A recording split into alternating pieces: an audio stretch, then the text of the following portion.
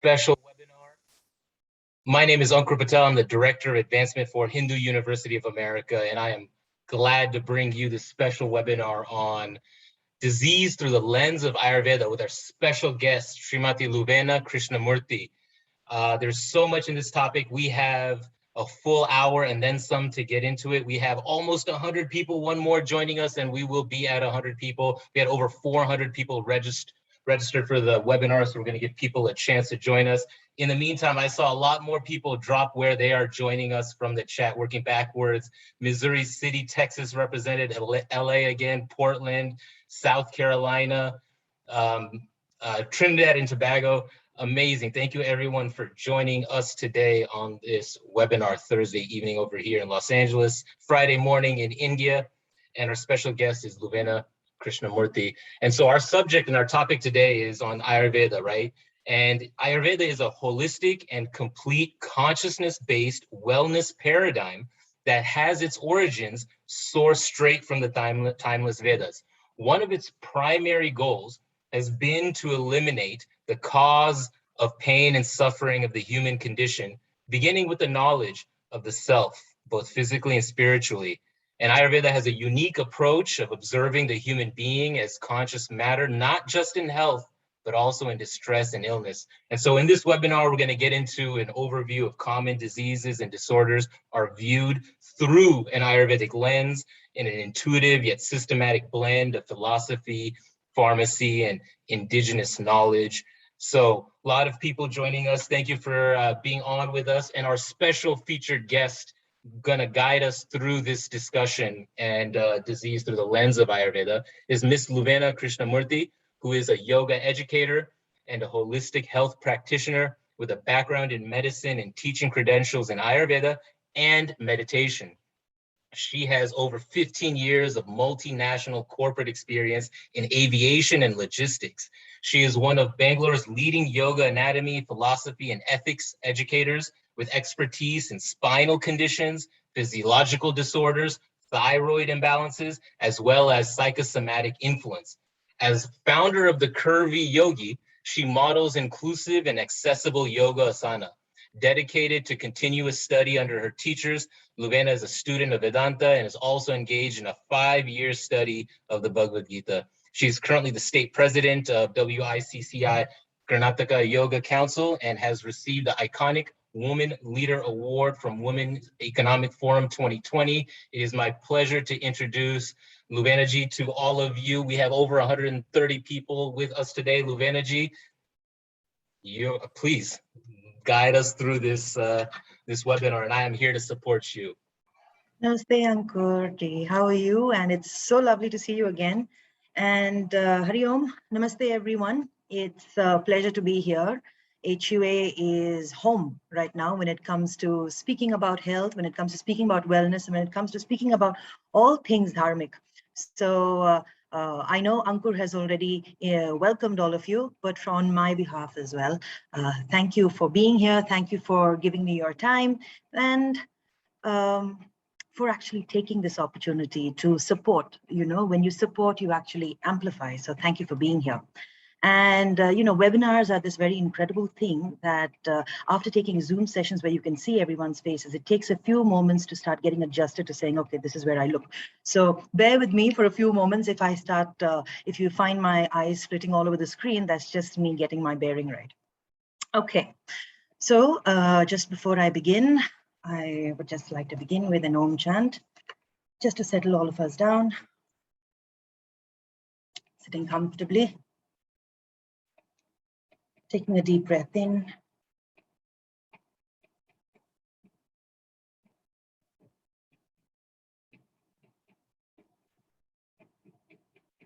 Om.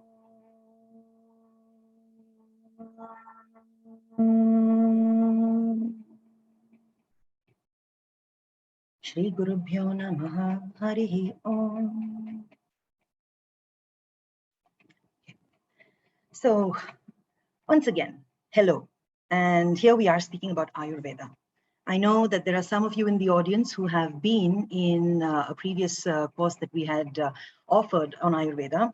And so this is not just a continuation, but there might be some bits of it which, there might be people who are aware. But for the most part, this webinar is open to everyone, especially those who might not have a background in Ayurveda and are curious.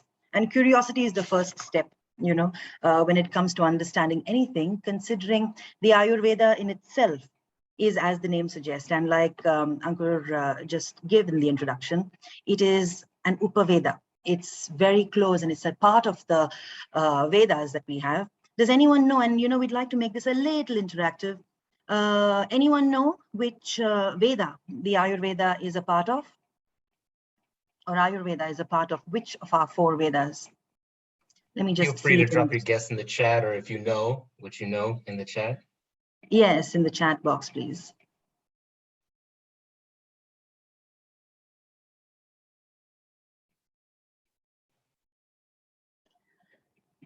So it's usually understood that Ayurveda is a part of the Atharva Veda, but incidentally, Ayurveda is an Upaveda of the Rig Veda, okay? Not necessarily the Atharva Veda, it is a part of the Rig Veda.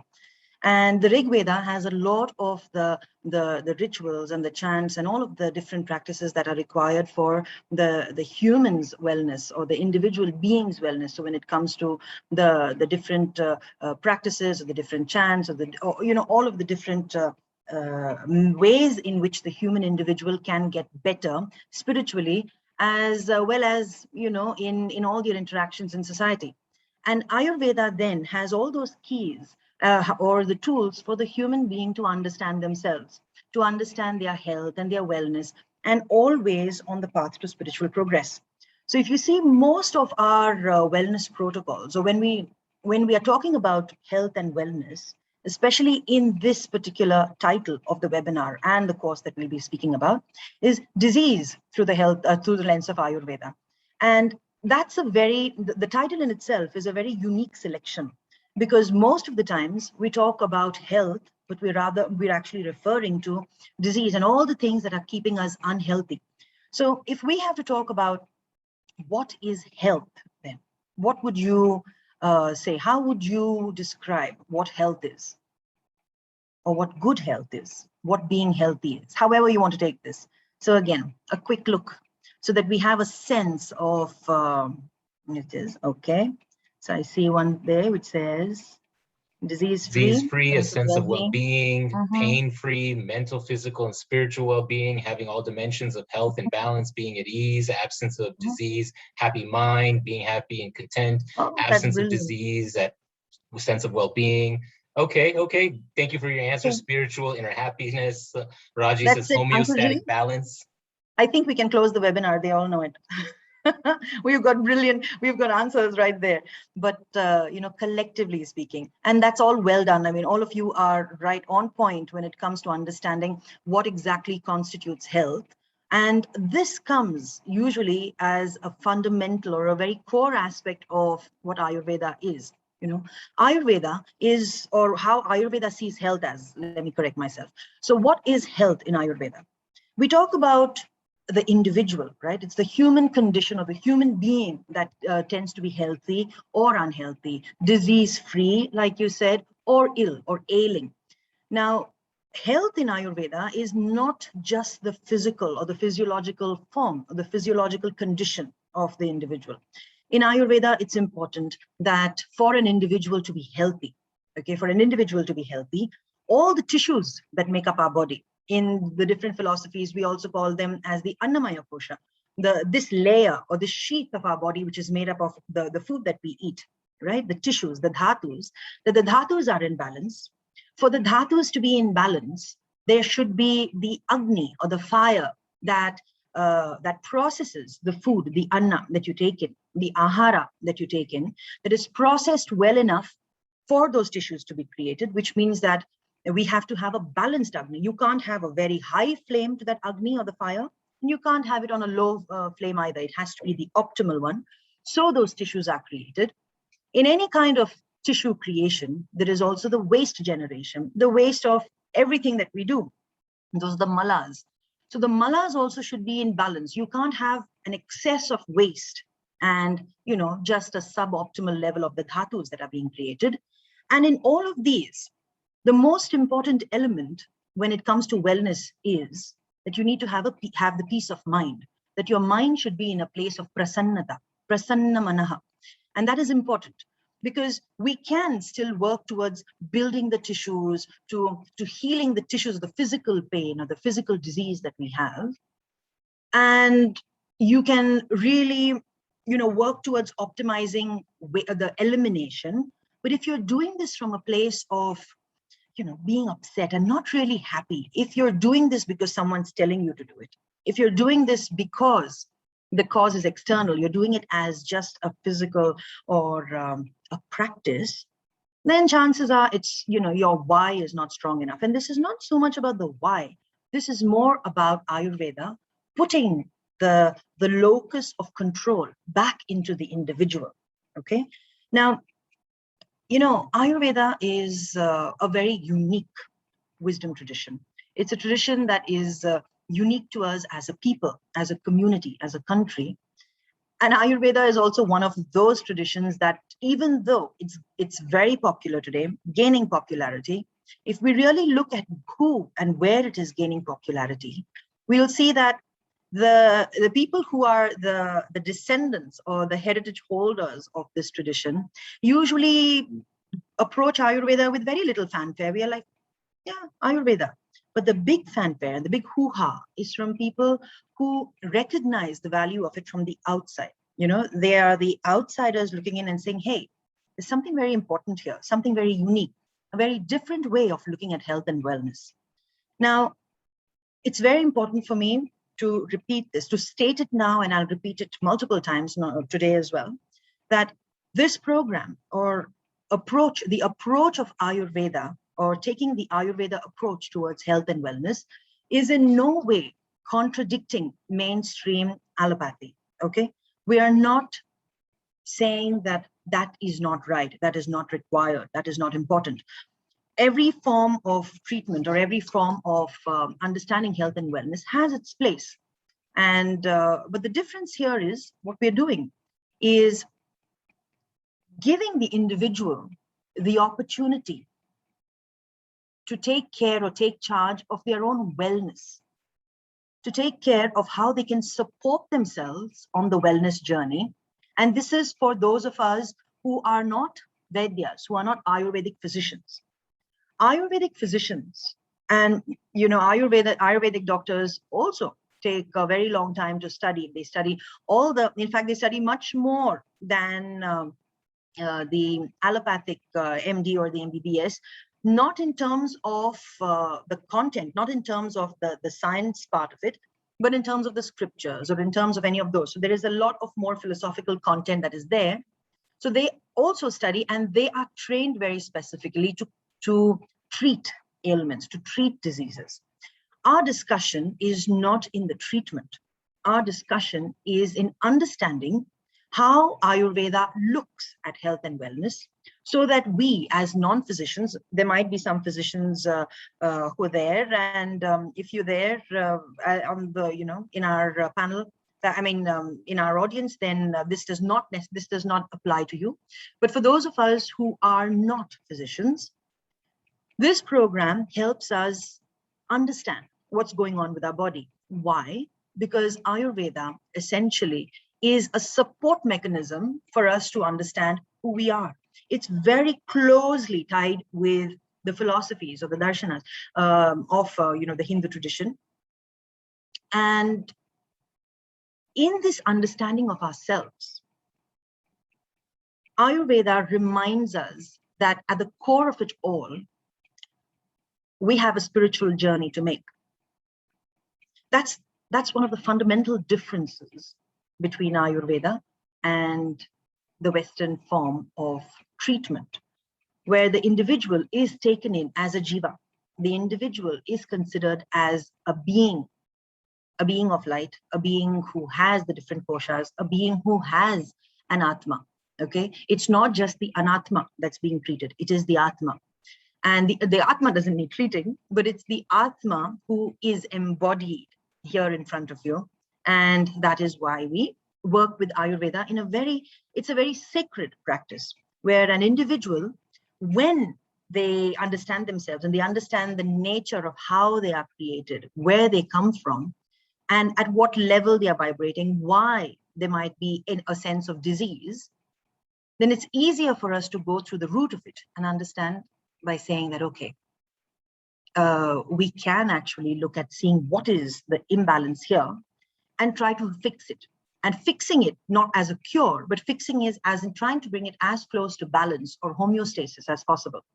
I see a question there. I know we can take this later, but this question here, can this course be taken by physicians or not?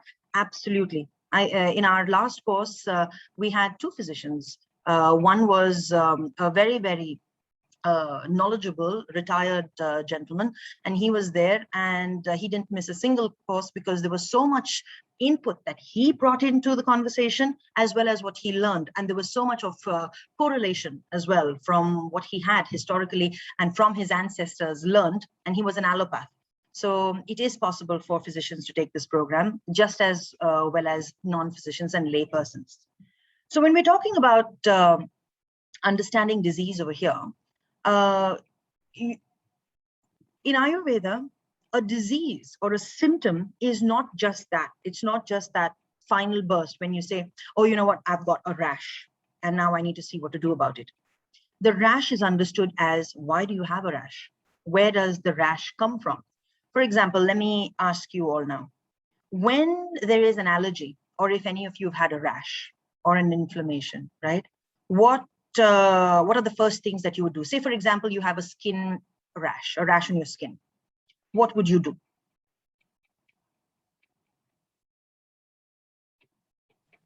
In the chat box.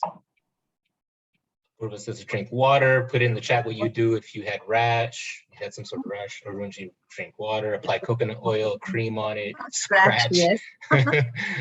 What's the cause? Yes. Turmeric, cold water, neem pills. Neem pills.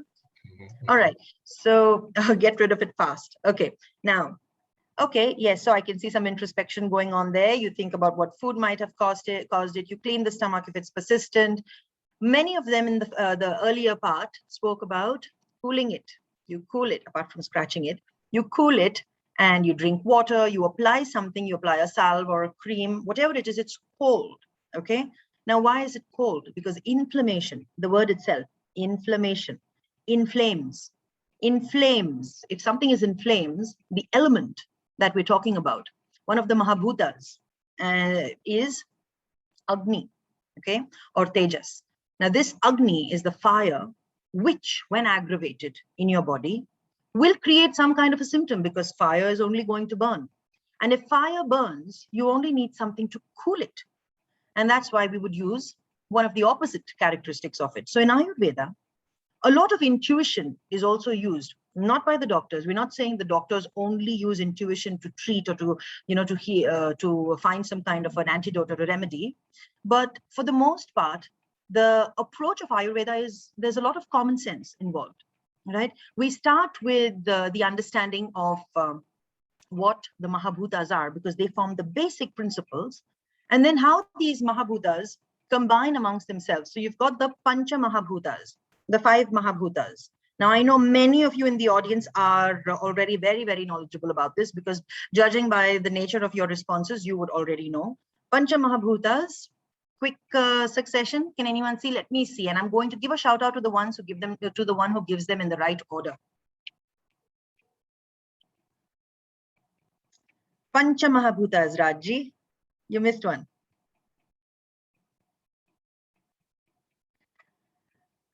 All right, in order.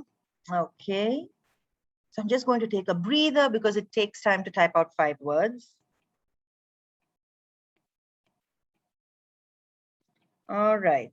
So at this point, we have got one person who's got it right. Ananya ji, you've got it right. Okay, you've got it in the right order. And it begins with space, and then it comes down to the grossmost level, that is your Prithvi. So you've got the space, Akasha, Vayu, it's then the, so think about it, the space. In space, we've got molecules of air, so that's Vayu. Now these individual molecules of air then move and then rub against each other. And when you move and you rub against each other, what do you feel? Friction. Friction creates warmth. That is the fire aspect of it, the Agni or the Tejas. Tejas is something that you still can't touch, but you can see. It's there, but you can't touch it. So as it solidifies and condenses, becomes heavier, it starts becoming something that you can touch and feel, but still does not have its complete density. And that is your Apa or your Jala, the water. And then the final, last, and the most gross of all is the Prithvi or the earth element. So this is the order in which they actually succeed. Now, in different scriptures, you'll find slightly different ways of of understanding how these Mahabhutas are formed. But this is the basic, or a very fundamental approach to understanding how the Pancha Mahabhutas are created. Now, Ayurveda understands that we, as human beings, are also a part of the universe. So we are also made up of the Pancha Mahabhutas. Of course, we've got the manas and the buddhi, and we've got the sukshma sharira and all of that. But in the grossmost form, as this machine, this mechanics, this body that we have, this stula sharira, we've got these Pancha Mahabhutas. But then to help us understand in a very simplified way, okay, and there is a note on simplification that we also need to bear in mind here. These Pancha Mahabhutas in Ayurveda are combined in three forms to give us the three primary pillars of energy. Okay, and they are known as the three doshas. We've got Akash and Vayu that combine together to form Vata. Then we've got Tejas and Jala that combine to form Pitta, that is fire and water, which creates either watery fire or fiery water. Okay, so that's the way you understand that one. And finally, of Jala and Prithvi, which is the earth and the water and the earth element, to form Kapha, which is the sticky and the cold Kapha, and that's the third pillar of it. Now, these three doshas that we have are usually used in Ayurveda in a simplified way to look at what might be going wrong in an individual, right? Where is the person in balance and where imbalance might occur? It's easier, for the sake of convenience, to approach wellness through this elemental combinations of the doshas than to break down individually and say, okay, you've got a Prithvi disorder or you've got a Jala disorder, because they usually work together. And all of these doshas combine, and they have a whole multitude of symptoms, both in disease as well as in wellness. So it's not just a one-stop that, doshas are only supposed to be when we are unwell. Dosha also, however, speaks about understanding what is going out of balance and who is to blame in a way. Which element or which great element, which Mahabhutas are to watch or are to pay attention to, because they are the ones to blame when it comes to someone who's unwell. Now, unwell, not just in body, but unwell in mind as well. Now, unwell, we're not talking about mental health here. We're talking about when a dosha goes out of balance, it affects not only your physical aspect, but also your psychology, or not your psychology, your emotional balance, how you think, your emotional balance, how your ability to discern, your ability to make decisions, all of these are affected. And the main aspect or the main contributor for these elements of imbalances is stress. It's not even is stress. Stress as it manifests in various different ways. Any common stressors that we have, audience?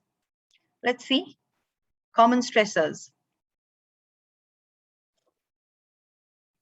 School, yes. Work, life in itself. It's such a irony, right? We're supposed to move through life, and life, which is supposed to be stress-free, actually stresses us out. Depends on how we actually take things, right? From our relationships, environments, worry, the pandemic. Very true. Did anyone mention traffic? Yes, traffic. That's a big one. Yeah, all of that.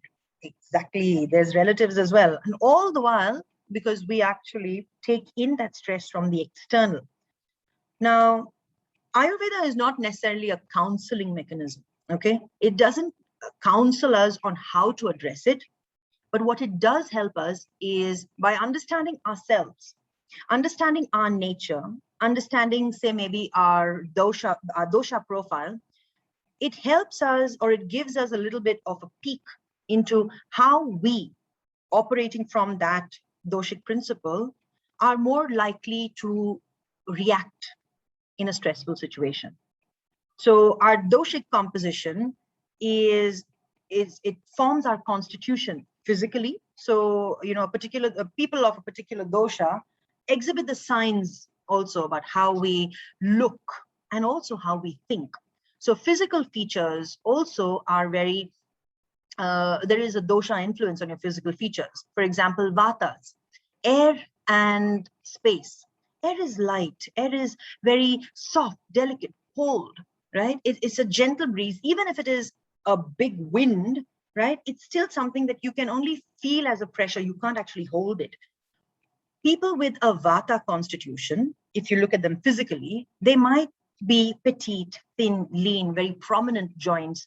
They might have very pale skin, very prone to dryness because there's a lot of air, a lot of drying. On the other hand, if you look at a kapha which is made up of water and earth, it's heavier, it's cold, it's heavier, it's sticky. Think of mud, after a rain outside. And it's that kind of a constitution. So you don't feel that people are sticky, and that's something to note as well about what is sticky in those people. But they are bigger. Think of clay. Think of something that is denser, that is made, or like a pot, or an earthen cup. Okay, that's made of clay. So it has density. It's bigger.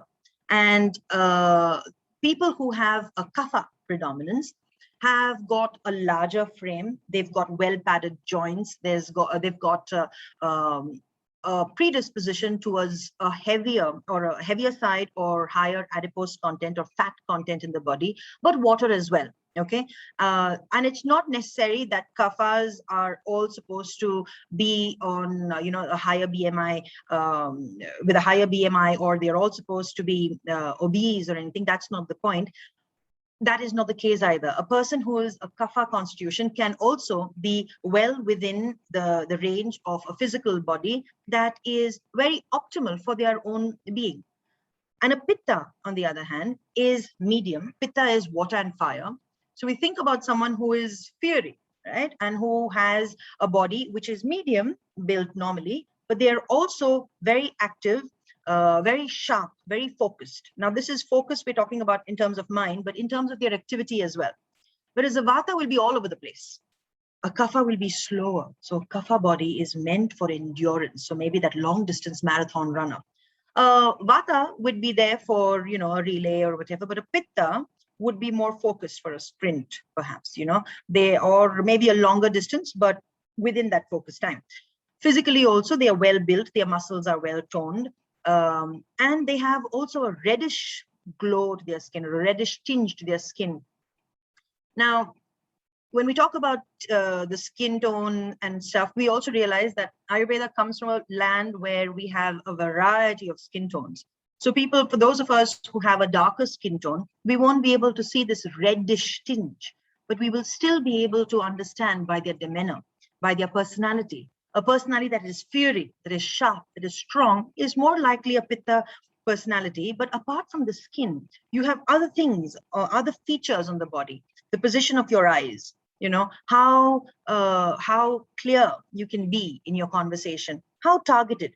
Are you all over the place talking so quickly and that you lose sense of what you're saying and you don't know and you're moving from one idea to the other? Then you're very likely a vata.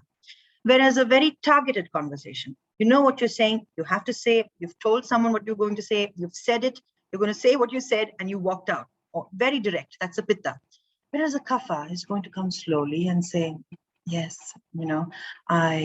this is what it is. And yeah, whatever. That's a very slow, very bonded, very calm, it's okay. It's fine to go wherever it is. That's more like a kapha influence. But a kapha as a personality, well, like I said, because it's water and earth, would be sticky.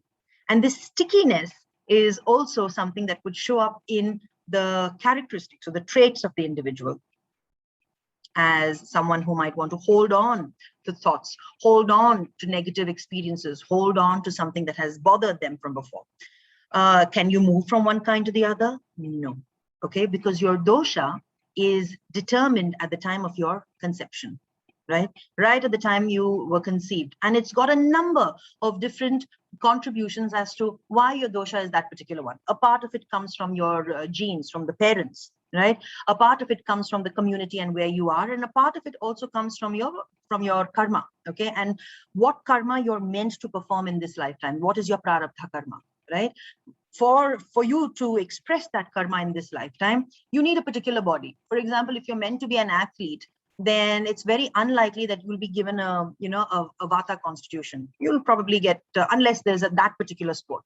So the body that we have, the mind that we have, is all dependent on not only karma, but also all of these. So it's usually fixed. But the doshas, you see, you can't do a blood test. You can't go to your diagnostician and say, okay, I'd like to have a blood test to know what my dosha is. You have to observe that. You have to observe it from your behaviors, your characteristics. And mostly, for the most part, most of us are bi-doshic. We have two primary doshas, two doshas that are at play. Very rarely do we have people who are monodoshic, where they have only one dosha that is the most prominent. Because as individuals, we have all the pancha mahabhutas in us. So it's unlikely that that water and earth will only be here. Then where's the vata going? And where has the air gone and the vayu gone? So they're all there. So it's very, very rare to have a very, very strong monodoshic presence. Tridoshik or tridoshik also is rare. Okay, it's most of the time just something that we are focusing on and thinking that we have more of, but it's very likely that we are bi-doshic for most of us. So yes, so there are all of these things. I'll come back to the questions also. So if there are some questions that I'm not checking, and I'll scroll through them later. Well, on the point, questions. Yeah, exactly. Q&A box. Put the questions in the Q&A box so we don't lose them in the chat if we ask another question, and then we'll come back to the Q&As after Luvenaji finishes her her presentation. Thank you, Ankur. So yes, if you can just put them in the Q&A, then we know we'll not miss it. Now, these doshas are important for us to understand disease, to understand the symptoms that we have, that we're presenting. Why? Because our dosha tells us how we are most likely to respond, to react. Okay, there's a big difference in reacting and responding. Our hope is that we learn to respond, but our doshas usually determine how we react to a stressful situation. Our doshas also determine what diseases, what kind of symptoms, what kind of flare-ups we are more likely to have. So think about it. If I am a Pitta person, then I naturally have more of a fire and water composition. And I would more likely be susceptible to Pitta flare-ups because I already have a lot of fire, right? Or my fire is a little higher than everyone else, than the rest of the doshas or the rest of the elements in my body. So I'd be more susceptible or more prone to have inflammations in my constitution. Likewise, the expression of a particular disease is also dependent on your dosha, because say a fever. Now, if you think about the pandemic that we had, you'll see how the symptoms of the pandemic, the symptoms of the COVID, the coronavirus, were different in different people. We have a large sense of this is the set of symptoms that one can expect. But you'll find that in different people, the symptoms may vary. Some of them may just not have one. Some of them may have all of them. So there's a difference. We're all by and large of all the same Panchamahabhutas. So we will have a commonality in the symptoms, but which symptom flares up a little bit more or a lot more from one person to the other is also dependent on the doshas. It depends on your constitution. It's like, if you've got two pieces of cloth, one of them is very flammable and the other one is fire resistant. They might have very similar fibers, but one of them has the nature, has the quality. The dosha of one of the fabric is where they'll catch fire easily. The dosha of the other fabric would be that it doesn't, or it doesn't catch fire as quickly. So what we're looking at in disease here then is, when we're looking at it through the lens of Ayurveda, what I am referring to is that Ayurveda gives us a very unique and intuitive approach to understand health and wellness, and very importantly, to understand the nature of disease, of what it is. So we actually look at disease also as an entity. We look at it as, oh, this is who you are. This is what you're looking to express, and this is who I am. So it always comes down to, this is who I am, and how is this expressing within me? So it's a very deep and intuitive understanding of who we are, right? And at this point, I want to digress a little bit and tell you a little more personal reason as to why I teach Ayurveda and why I speak about Ayurveda so importantly. You see, we come from a country where Ayurveda has been demonized. We come from a place where Ayurveda, where, as a tradition, as a science, because of the colonial influence, was actually snatched away from us. Why? Ayurveda gives us a very, very strong tool, a tool towards wellness, on keeping ourselves well. We don't need to cure ourselves, but we know how to keep ourselves well. The demonization of Ayurveda, the snatching away, the tearing away of Ayurveda from us as a people, was a way to actually disempower us, takes away our agency, takes away our independence on a very integral level, on a very personal level, within our families, within our people. I come from a family where right to my great-grandmother, they were Vedas. They were medicine people. They were the people of our entire community used to come in, and health, wellness, healing, herbs. This was all something that is in my blood in many ways. And to see this taken away from us is taking our heritage away from us, disempowering us, bringing this back to the world, bringing this back to our people especially. It gives us a sense of reclamation. It helps us reclaim that what is ours. You see, disempowering an entire nation from what would give the people, every person of the country, the ability to take care of themselves, to give them, or to take away their independence, the independence of their individual self and their individual being, and making them dependent on something that is quick, that is an instant gratification of sorts, and that's very symptomatic. Again, to remind you that allopathy has its place. In an acute condition, we need allopathy. We're not talking about replacing allopathy with Ayurveda. We've got very qualified Vedas, physicians as well as surgeons for that. Here we're talking about the empowerment of the individual to support allopathy, to support their allopathic treatment, to support their treatment, even if it's Ayurvedic, but to support it by having the agency to take care of themselves. And that is one of the main reasons why we have this course, to see disease through the lens of Ayurveda, not from a place of being a victim, not from a place of being helpless and not knowing, oh, what do I do? Poor me, I'm just ill now, I can't do anything about it. No, you can do everything about it, or you can do a lot about it. You can take steps. You can address it with food, because ahara plays a very important part in Ayurveda. So we'll look at food. We will look at our state of mind. We will look at practices that everyone can do. We can look at just simple changes in lifestyle, because Ayurveda is nothing but the science of life.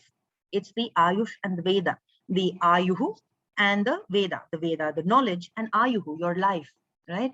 So bringing these together is what the purpose of understanding disease also is. It is not to vilify disease. It is not to say that I can't have disease. That's not possible. That is our human reality.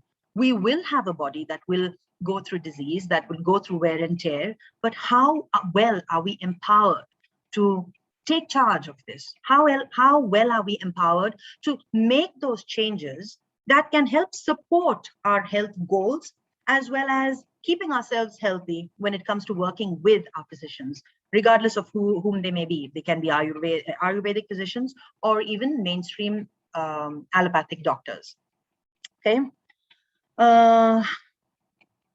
Yes, Raji. So that brings me to about the main part of the crux of how we see disease. But now let me tell you about what we are offering here. Ankurji, is it a good time for us? How are we doing for time? Yeah, we're about 40 minutes in. We have about 10 open questions. We still have 180 people with us. Thank you, everyone, from joining us from all around the world. Recording of this webinar will be made available, but yes, it is time to let you know that this course, Disease Through the Lens of Ayurveda, I just dropped it in the chat. You can click the link. It's going to be Thursday, just about this time, every week, starting next week. And I'm announcing that you're going to get a $100 discount if you enroll in the course today. We have a late fee starting tomorrow. We'll see how that stacks, but start living the life that you want to live. Enroll, learn, get involved. And this is a webinar, so you're not having this interactive, but it is. You're asking your questions, Live Energy is answering, and in the class format, you're going to have a Zoom full of folks who you'll see and engage and talk with. As Live Energy said, sometimes medical professionals join and contribute in a different way. People from wherever you are, you're going to contribute and add to the conversation. It's going to be a very powerful and moving and hopefully transformational course that helps people explore, get healthy. And we do it through our learning management system. So week by week, Luv Energy will put up recipes or links or readings or stories, whatever it is. Week by week, Luv Energy will post that in the learning management system to help navigate this complex category subject where I'm sure each course you get, or each week in the course, you get into a very different subject and or topic within the framework of this conversation. So that's what we're offering. I'll drop it in the chat. We'll take some questions on that as well. But Luv Energy, if you have other closing thoughts or talks about the course that you wanted to get into, and then we can jump into the questions. We are now at 16 open questions in the Q&A box. Yeah, and I see some great ones in the chat as well. I very quickly want to tell you about the course, right? And why I'm really excited about this is because the first thing what we're going to do is we're going to understand, the influence of lifestyle and on the different diseases that we have. So we will be looking at specific diseases, specific health conditions that many of us, either we have or we know someone who is going through or suffering in a way, suffering through these diseases and disorders. And we'll be looking at both those, we'll be looking at those conditions through the lens of Ayurveda. We will look at it in a way where Ayurveda is applicable to nip it in the bud. Things like, we're not talking about reversing it completely, though that is the hope, and that is possible in many cases, but we are not saying that is the promise. What we're looking at is how do we nip it in the bud? Because Ayurveda helps us to understand disease. The disease begins, in different stages, and the sooner, the earlier we recognize that, something's going wrong, and we bring our bodies and our systems back into balance, there is a possibility that we may actually avoid or mitigate the symptoms of that particular disease. We'll be looking at conditions like diabetes. We'll be looking at thyroid conditions. We'll be looking at PCOD, PCOS when it comes to women, and menstrual disorders. We'll be looking at cardiovascular disease. In short, the way I'll be progressing is we'll be looking at the different systems of the body, the way we study it in mainstream science, and look at the different conditions there as well. Look at which dosha is prevalent in a particular system, and then how disease can manifest from that system and what we can do about it. We will also very briefly look at some psychosomatic understanding of, by understanding how people with a particular dosha are more susceptible to specific diseases or certain diseases, certain kinds of diseases, and at the same time, how those very people may actually exhibit or express the symptoms of those diseases. And then what are some ways in which we can support our body through healing and also complement. Now, even though it is not a complementary medical system, but in our capacity, what can we do to support the treatment that we'll be receiving or we may be receiving outside of our homes? On that note, there's a very interesting question I noticed here from Bhakti Ji, which says, are there any reference to how herbs were invented? Now, here's the thing. Herbs were not invented. They were given to us. They were given to us when the earth was created. So essentially speaking, Shastra tells us that everything that is on the planet is there for our consumption. Okay, the difference is that we should be dharmic enough to know how we consume what Mother Earth gives us. Not consume it just because we are here to consume, but the herbs were actually given to us, but how they would apply to different diseases. And your question that follows on, how were these experiments done? These experiments were done by the rishis, they were done by the sages, right? We might not have had labs, but many times, and the Samhitas have very crisp and very detailed expressions of how herbs or any kind of the different materials that are available from the earth, including animal derivatives, meat, and all the other products, on how they actually influence the human body. And they didn't do this in a lab at that point in time. They very likely experimented on themselves. They experimented on themselves, and they were able to document the effect of those products, those substances, on their doshas, or on a particular disease, or on a particular symptom of a disorder. Okay, so I mean, that's a very short answer to it, but okay. So can you mix allopathy? I think it's a good time for us to go into Q&A, Ankur. Yeah. Sorry. So yes. there's about 22 open questions. And we've got a couple folks who have already registered. Thank you, Raj Kalani, for registering during the webinar. We appreciate that. So there's not going to be a textbook, right? Somebody was asking, but there will be homework, some reading. It's up to you to really absorb the information and spend time. And all the readings will be uploaded on the learning management system, which you will have access to once you enroll in the course, which will also come with recorded sessions. So if you miss a course, you will get the recording right there. You want to be there live, you want to ask the questions, but if you do miss it, there will be a recording. There will be a recording of this webinar also that you will receive if you registered. So we're trying to make it easy and accessible in all this way, but the best way to get this knowledge is by enrolling in the course. So on the homework and reading question, classwork, Luvenaji. Yes, so I have very specifically opted not to have a textbook this time. And that's because the intention is that we tap into getting the information from the discussions, but also to use your intuition, so that we'll be using our intuition to understand what's happening with our bodies, or to even understand health instead of a textbook definition. I will make some recommendations that are easy reads, but the keyword here is easy read. See, I spoke a little earlier about simplified, or the simplified Ayurveda, which we need to be a little cautious of.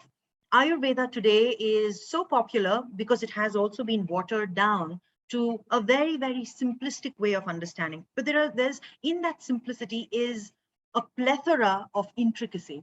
And we need to appreciate that. So to bring that back to all of us, I'm doing away with a few of the textbooks, but I will make recommendations that would be a good addition to your library if that's what you like. So that will be there. Assignments, yes, there will be some assignments, some reading, but it won't be a lot. I realize that these are continuing education, which should be something that stirs your passion, that stirs your interest. So we'll keep it simple enough that generates enough of curiosity, question, and your own introspection and reflection that you can bring into the table and share. I'd also like to let you know that in our LMS, we have the discussion board. So the discussion board is a great resource, a great option for students in the participants of the program to put in thoughts and engage with each other, questions to me as well, and I can also come in. But that's a great resource to have when we're learning something like this. So so that is there. How long is the course? I think this one, yes, there we've seen it there. It's from the 7th of October to the 23rd of December. We have a few holidays. We've got Navratri, Diwali, and all of those coming in. So there are a couple of sessions that will be off there. And I think we can get a list. I think only 2 sessions that are off, but usually it's that one. Okay, so without further ado, I will have a look at the Q&A if Ankur, if you'd like to add anything to that conversation while I look at the questions here now. Okay. Yeah, I dropped a link to check out the course, enroll right in the chat. It's going to be an hour and a half every Thursday, Thursday in the States, Friday morning in India. And maybe Luvena ji, yeah, let's dig into these questions. The first one's an interesting one. This is a course on Ayurveda at a university, but you're right, there isn't that many of these kinds of courses and opportunities. And Luvena ji, maybe you want to speak to that. Yes. So the question here is from an anonymous attendee, and it says in university courses, there is a separate course for Chinese medicine or Western medicine. Is there a course for Ayurveda? Absolutely. We've got, but in India, they come in and they join university. You don't have small programs. Now they're coming up. Okay. And they're coming up because it's important for us to, again, reclaim and bring Ayurveda back to the communities. But the main courses that you have in India are to become an Ayurvedic practitioner, Ayurvedic physician. And that's your Bachelor of Ayurvedic Medicine and Surgery.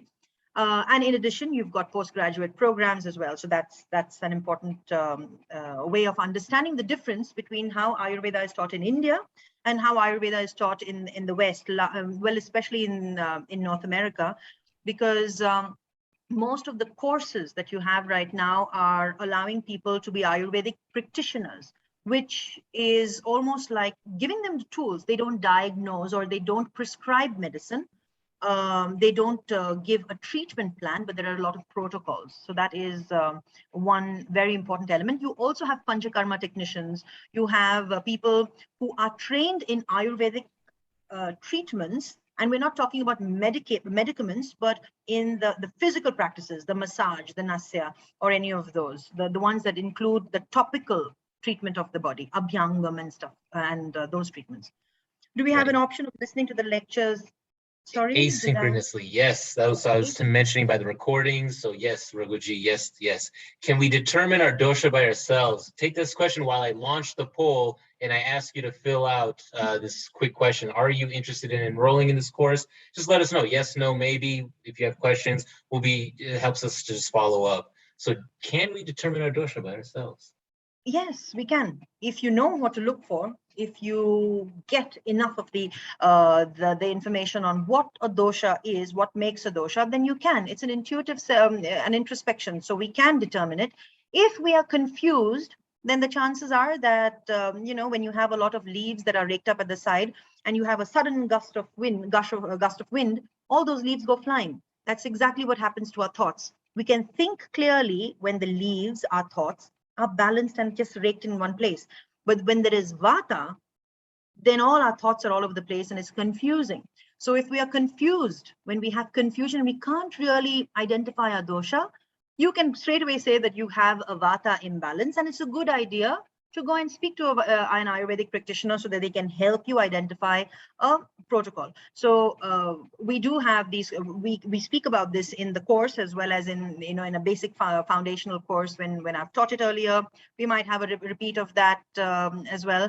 And we will speak about this in the course very specifically to identify your dosha, because that is the fundamental part of how you will even understand different diseases. So yes, we can determine our doshas by ourselves.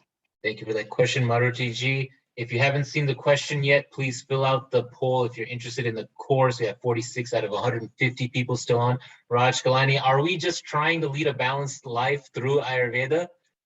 Absolutely. One of the physical expressions of Ayurvedic treatments or Ayurvedic protocols is that we bring our body back into homeostasis, back into balance. Because any disease, any symptom is a sign that our body is not in balance. So what we're doing is using these not only natural, but lifestyle, natural foods and all of these things to bring our body and our body functions back into balance. Is Ayurvedic treatment effective on rhinitis? Very, very effective. Not only, with the practices that we do, but also in the treatments, the therapies, the therapeutic aspects of it. So rhinitis really gets helped with Ayurvedic treatments along with many others. So you have to look at many things along with it. Okay, Prashantji, that question is a very detailed one. What makes a Vata body and what examples of Prarabdha? Everything that you experience in this life, everything that happens to you that you say, oh, why is this happening to me? It is your Prarabdha karma. It's the karma. It's your little bit of karma that you bring into this lifetime that has to be expressed. And that maybe that's an accumulation or little bits of whatever has been accumulated from all your past lifetimes. And for that Prarabdha to be expressed in this lifetime, you're given a body which says, here, this is the body through which you will experience this particular karma that you have. What makes a Vata body? A lot of Akasha and Vayu Mahabhutas in your body. If you've got a predominance of that, you are very likely going to have a Vata body.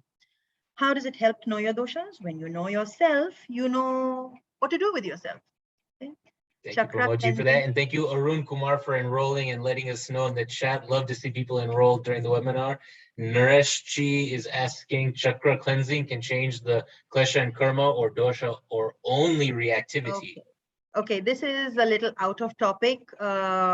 Maybe you can drop an email to HUA and we can see how we can address that, okay? Because otherwise it will just take away all our time for klesha and karma. Or maybe just follow me, we'll speak somewhere on some video that I post somewhere on the klesha and karma, but it's there, okay? Nikhil Kaleji, would this course help me diagnose? Okay, so this course is not a diagnostic course, but you can diagnose. So we're not diagnosing individual diseases, okay? So I want to make that very clear. But you can definitely you can definitely understand and assess your predominant doshas. So Nikhilji, 100% sure you will be able to understand what your predominant or your dominant doshas are. Difference between yoga and Ayurveda. Yoga is a darshana, Ayurveda is an upaveda. That's the long and short of it. How does Ayurveda treat hypothyroid issues? Join the program, anonymous attendee, and we will speak about hypothyroid conditions and Ayurveda. We will speak about that very specifically and in detail. Do we have an Ayurveda answer in Ayurveda why both and women should never leave their forehead blank? This is not necessarily an Ayurvedic practice. This is more in terms of the Vedic rituals. Okay, and the application of vibhuti or kumkum or chandan is also because it's with the body. It's also it has its derivatives from very ancient rituals, and so that's why tantric. We're not talking about tantra the way it is misunderstood today, but the karma kanda portion of it, the things that you have to do, how do you do it, and how the different substances affect and work with your body, right? So that is there. Ayurveda doesn't necessarily answer that. Okay.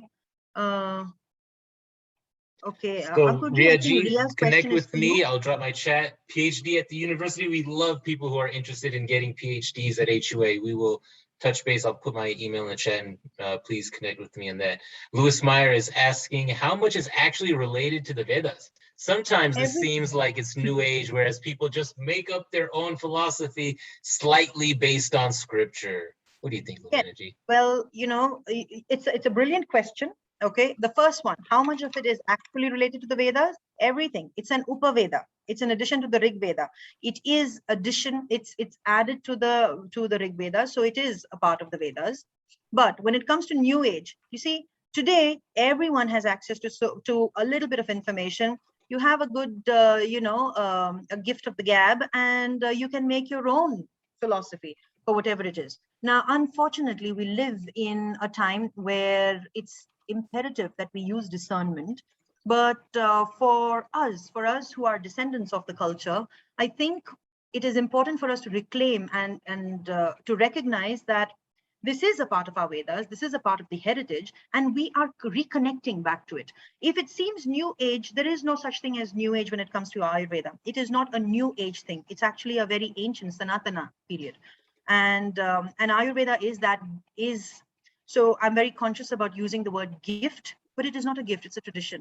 It's a way of life for all of us. And it's got scriptures and scriptures. And, in one of the other courses that were offered in HUA, we had Dr. Joydeep Bhakti, who had actually told us about how a number of our texts, which have been taken away and out of India, are sitting in Europe, where they don't have anyone to read them, and they're not even returning them back to us. So if we have texts and scriptures that we ourselves cannot access, how do we go to the point of calling it new age? So we are still the holders, the stewards of this practice, which has survived the loss of lives of so many people, our ancestors. So if we are having something today that seems made up, I don't think so. I think it is something that we are entitled to actually showcase and speak about, because we hold this today as survivors, and I'll leave it there without getting overly emotional about that. But no, it's not new age. You just need to be discerning and find the right teacher for it. Can Ayurveda and allopathy treatment go together? You see, when it comes to treatment, it's an important thing for you to go through these with physicians who understand both the treatments. Okay, so it is possible. It happens very frequently, but it's important because Ayurveda is not symptom free. When they usually say, oh, it's Ayurvedic, oh, it's herbal, so it's going to be without symptoms or it's safe. It isn't. Ayurveda also has very potent ingredients to their medicines. And it's not only vegetarian, right? So Ayurvedic treatments and Ayurvedic medicine have got all possible substances, which include minerals, mineral ores, as well as animal produce and animal products or derivatives. So it is possible, but you need to speak with your doctors about this, right? So, so Nikhilji, that was it. What is your take on vaccine? Go ahead and take it, right? Adarsh Deepak, is there someone who has developed an electronic system? I don't know. But the Nadi Pariksha is something that has to be taken very, people take a lot of time to go ahead and to learn how to accurately give a Nadi, for the Nadi Chikitsa and the Nadi Pariksha, that's your Ayurvedic pulse diagnosis. But we had done this exercise in another program, and I'll be happy to include this in our course as well. It's a fun exercise that allows people to take their to check their pulse and see, understand what their dosha is. So that's a good one. Okay. Ankurji, you can respond to Raj. Yeah, Raji already paid $300 for this course. Send me an email. We'll see if we can pay it forward. Maybe get you a discount in a future course or something like that. Marutiji, thank you for enrolling. Love to see other people drop in the chat that they have enrolled. Thank you for enrolling early, Raji. We'll make it up to you in a different way. Sridharji is asking, what is the take of Ayurveda on hereditary diseases such as varicose veins? We will be speaking about varicose veins and other cardiovascular diseases in the course, Sridharji. I don't have a personal take on it, but I have the Ayurvedic explanation of it, which won't be justified in a few seconds over here. All I can say is that while it may be hereditary, some forms of varicose veins or some expressions of it, not all of them are. So there are ways in which you can actually support it through Ayurveda and Ayurvedic remedies as well as Ayurvedic therapies. Yes, you can find many of the books in the US, though I'm not 100% sure, but I think most of the books that I would recommend are easily available on Amazon or Barnes & Noble or any of those places. Okay, we've addressed this, Pramodji. How long is the course? That's also there in the chat, Yella Reddy. Where are we? And then we've got Anita Vashista also enrolling. Very good. Thank you for dropping that. Have you heard about microbiome research supporting Ayurveda? I have in passing. I don't have the resource or the connecting or the document with me right now. I have heard of it. To answer your question, I have. What my thoughts are, they're not very structured right now because I wasn't prepared for this. But be in touch with us and maybe I can look up and let you know more about that as well. All right, we just crossed the hour mark. We still have 9 open questions. We will try. Luvenergy, what do you think? We're going to take everyone's questions today? I think so. I think What's so. Your point of view on the Ayurveda Institute? I have no point of view. I do not really know them. Is this Vasant Lad's institute? I think if it is, Vasant Ladji or Dr. Lad is a very, very reputed and respectable teacher. And I know him. I mean, I've got some of his books, so I think that's a good place to start. If that's the one, I don't know. Rashkalani says yes, that is the one. Yeah, that's the one, right? Yes. So that's a good one. Help someone who wishes to do this is also done. Can diabetes be? Yes, it can be. It can be controlled. And in fact, it's a very good way because it puts you intuitively in touch with your body when it comes to diabetes, when it comes to controlling the sugar, controlling the sweetness of your life through Ayurveda, because it's the knowledge of life itself. So that is an answer for you, Rajji. Is there any study saying eating meat or being I don't know of it being better, but Ayurveda doesn't tell you that it's going to make you a bad person, neither does it tell you that it's going to make you a good person. Because in very specific conditions, if someone is severely anemic, then Ayurvedic treatment involves having the patient consume non-vegetarian food. So, so that's the study itself. Is Ayurvedic treatment effective on various arthritis? Yes, because the treatment is not just medicine. The treatment is also physical, right? There are various massages and herbs that are included in therapies. So understanding arthritis. And here's a quick, most of my students have heard this, so I'm just adding this here, and I love speaking about this. When you hear a word which ends in itis, itis means inflammation. If it's inflammation, then it's pitta. There's a fire there. So arthritis or any of the itises in your body indicate that there's an inflammation, which means somewhere in your body there's an excessive pitta.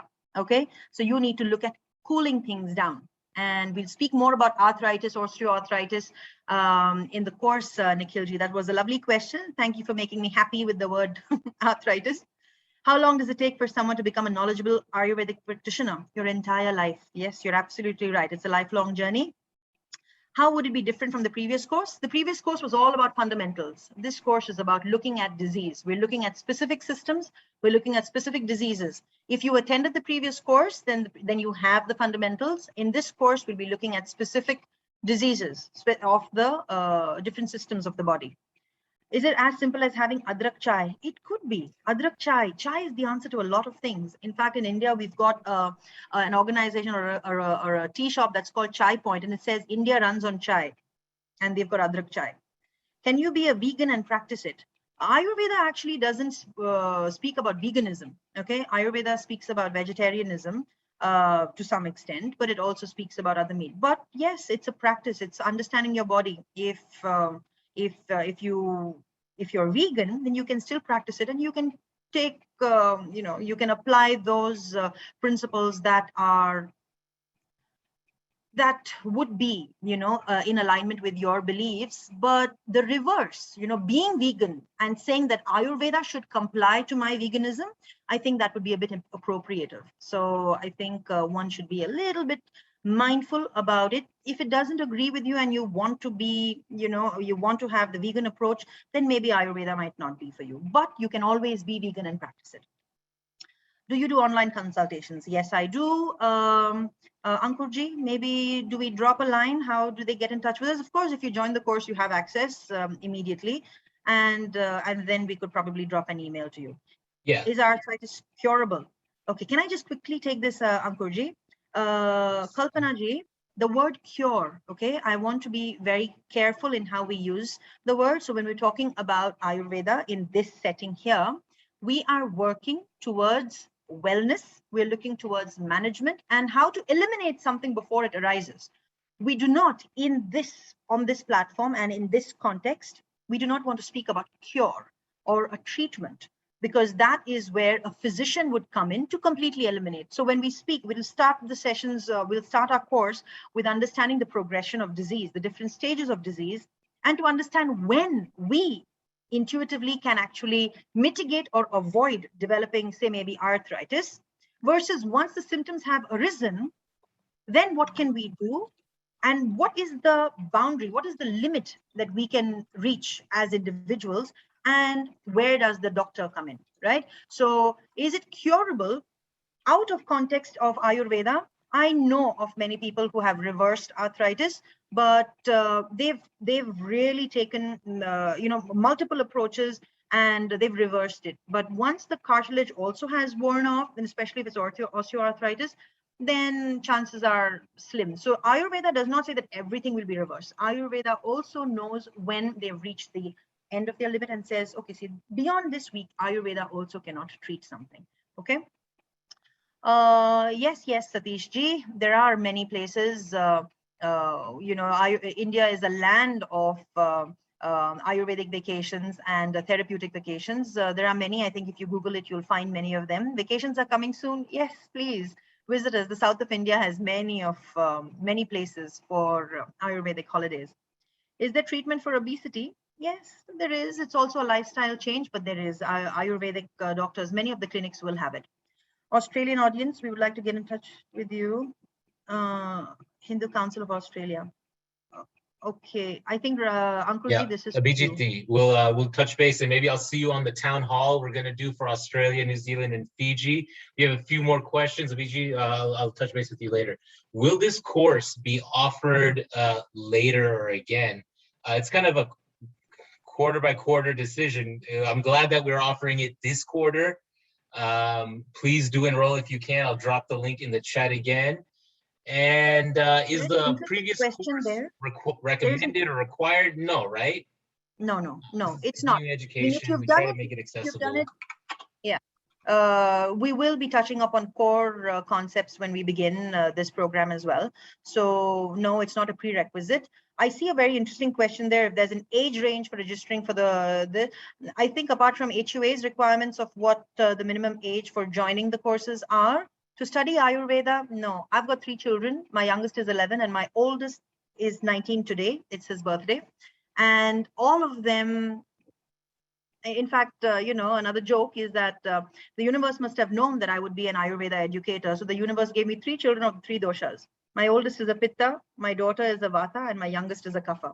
And my oldest, whose birthday is today, is very famous for coming and saying, "Listen, mom, my Pitta is high. Can you give me some curds?" So there is no age for learning Ayurveda, but the registration, Ankurji? Young teens, we prefer if like a parent or a family member was taking it with them. But if it's like a high school student who's self-motivated, happy to have them in this course. But again, just the technical aspects, we try not to leave young teens on their own, but we're flexible. If there's a particular situation that calls for it, just reach out. We're again trying to create an open and inclusive university that's for all of us. And this continuing education course on Ayurveda, on disease through the lens of Ayurveda that Bhuvaneji is teaching is, again, we're so glad and proud to be offering this. Thank you all for being on this webinar. We still have 100 people asking questions still.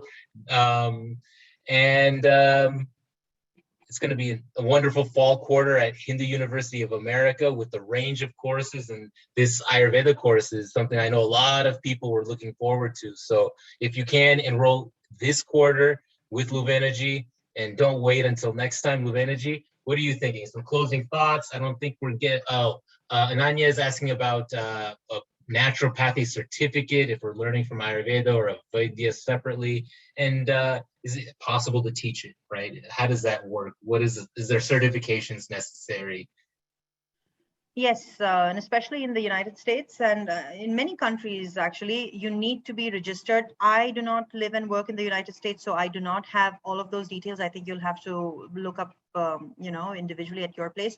In India, you have Ayurvedic doctors, but we have a lot of programs that are now coming up to train individuals to be Ayurveda practitioners or Panchakarma technicians. So you have those individual smaller courses, but it always helps to learn and study before you practice, and then from good schools so that they give you the information if you need to register, if you need to certify further, if you need to sit an exam, any of these things. So I think there is a body, the National Association of Ayurvedic. I'm not really sure what that is, so I won't say it right now. But if you research, I think in the North American continent, there is a particular body that registers Ayurvedic practitioners as well as doctors. So there is that differentiation that's there. Yeah, we might even look for it and include it in the email follow-up. So if there's some important links or stuff like that, we'll include it so that you get that information as the follow-up along with the recording of the webinar. Yes, it has been an excellent webinar and a presentation. Thank you for everyone who's enrolled. Please consider enrolling the next day. You'll get that $100 discount. It'll only be $200. Bhuvaneji, closing thoughts? Appreciate you. Thank you for this wonderful presentation. I learned a lot and can't imagine everything that you're going to be teaching in this amazing course over the fall quarter. Thank you, Ankurji. Thank you, all of you. Thank you, HUA. It is it's always a pleasure speaking with the lovely people that HUA always attracts in these webinars. I mean, it is so much fun and so introspective for me as well when it comes to speak. Closing thoughts. I teach Ayurveda because it's in my blood, because it's something that I love doing. And I think it will be a pleasure and an honor to have you in my class, to share with you and to learn from you and to actually bring forth what Ayurveda has to offer all of us. On that note, Hari Om. Namaste.